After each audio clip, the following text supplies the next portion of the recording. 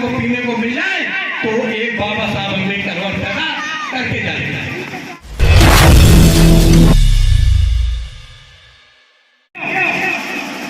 कि मेरे जो बुजुर्ग हुआ करते थे, एक समय वो था जब अलाव जला लेते थे तो वहाँ पे हमारे कम से कम 100 बुजुर्ग इकट्ठे बैठते थे कि नहीं बैठते थे।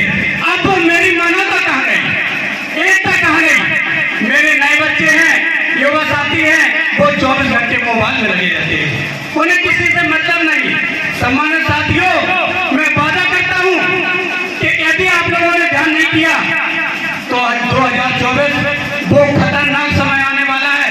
किसी ने कहा है वो खजाने को रत्ती समझकर बेच डालेगा। जब राजनीति की बात चल गई यहाँ तो मुझे भी कोई गुरेज नहीं है। वो खजाने को रत्ती समझकर बेच डालेगा, वो चंदन को अगरबत्ती समझकर बेच डालेगा। अरे तुमने दे दी हुकूमत एक चाय वाले को, वो देश को चाय पत्ती समझकर बेच डालेगा। कुछ नहीं बच रहा मेरे पास। अभी मेरा कहना है कि पहले किसी तालीम से मोड़ दिए जाओगे, फिर किसी जुर्म से जोड़ दिए जाओगे। अरे हाथ से हाथ की जंजीर बना के निकलो, वरना एक टक्कर के मार दिए जाओगे। ये मेरे सब लोगों को देखना पड़ रहा है। इतने बड़े बड़े केस हुए हैं, उस पर कुछ सुनवाई हुई, कुछ सुनवाई हुई। इतने के अलावा भी सबसे पहला बात यदि किया गया तो मेरे बच्चों की शिक्षा के ऊपर किया। बजट यदि घटाने का काम किया तो सबसे पहले शिक्षा का बजट घटाया कि नहीं? उन्हें पता है कि शिक्षा में कोई ताकत है। शिक्षा के बलबूते पे अपने बाबा साहब ने संविधान लिख के तैयार किया था। उन्हें पता है कि शिक्षा वो श्रेणी का दूध है।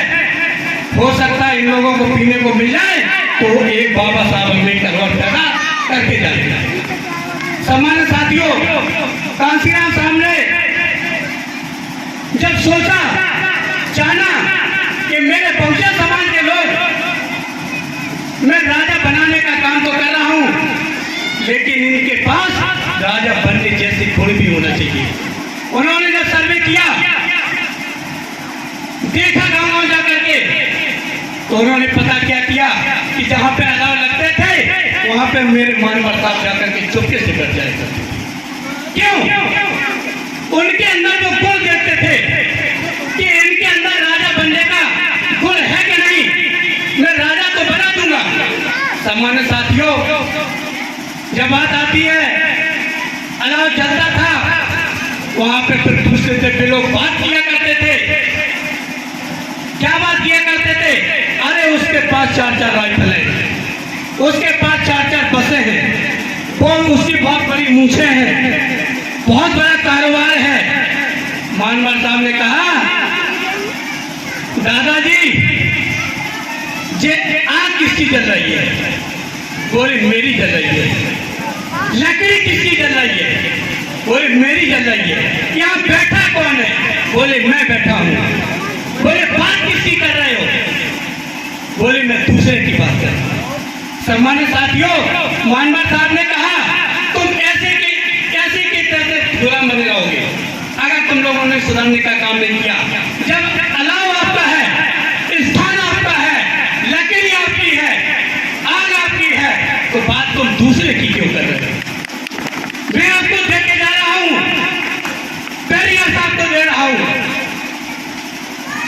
बाबा साहब को दे रहा हूं, ललन सिंह यादव को दे रहा हूं, अपने महापुरुषों को दे रहा हूं। उन महापुरुषों की केवल इस अलाव पे बैठ कर तुम चर्चा करते रहना, एक दिन में इस देश का तुम्हें शासक बना के छोड़ूंगा। सम्मानित साथियों, किसी ने लिखा है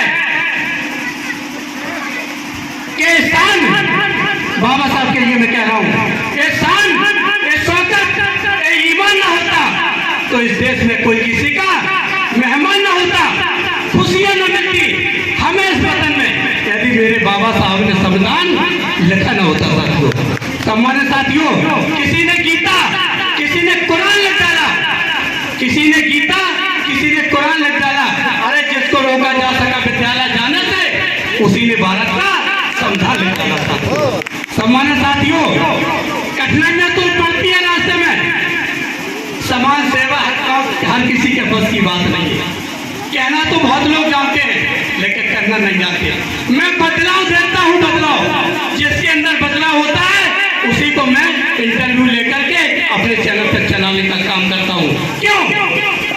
वो वीडियो जब भी डालें तो लाखों लोगों के बीच में पहुंचे। सामान्य साथियों, मेरे पास में जलों का गाँव है, वहाँ के 73 साल का बुढ़ा है जगदेव प्रसाद एडवोकेट जी। उन्होंने पता क्या कर दिखाया?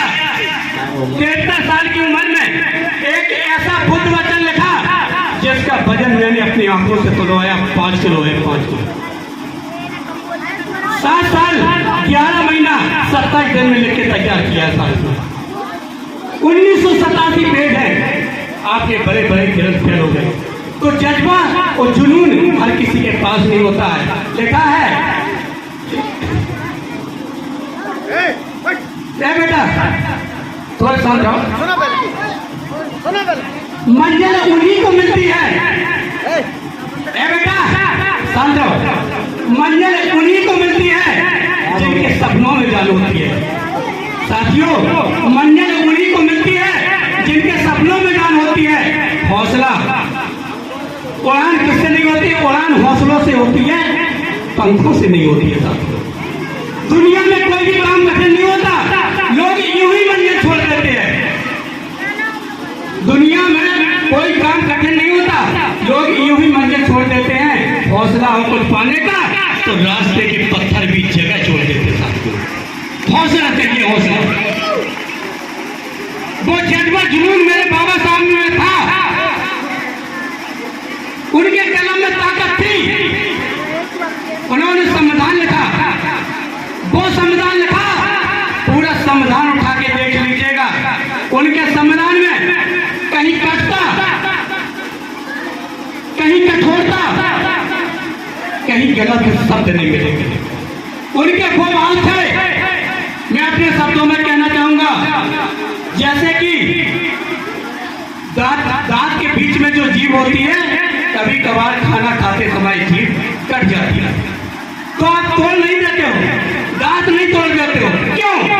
आपको पता है कि जीभ भी मेरी है तो दांत भी मेरी है। बाबा साहब के सवर्ण भी थे, ओबीसी भी थी, SC ST भी थे, माइनॉरिटी थी।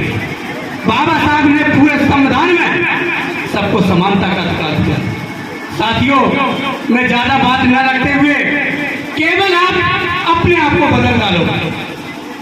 मैं सोचता हूं कि भगत सिंह तो पैदा हो जाए लेकिन वो मेरे घर में नहीं, पड़ोसी के घर में। सोचते हैं लोग आगे, झलकारी भाई पैदा तो हो जाए पर मेरे घर में नहीं। किसके घर में? पड़ोसी के घर में। तो तिलक लगाने से पहले तो मैं अपने उंगलियों में कलर बनाना पड़ता है, बाद में लगता है, पहले तुम्हारे हाथ में लगता है। सामान्य साथियों, मैं ज्यादा समय न लेते हुए, आपका समय तो हमने बर्बाद किया।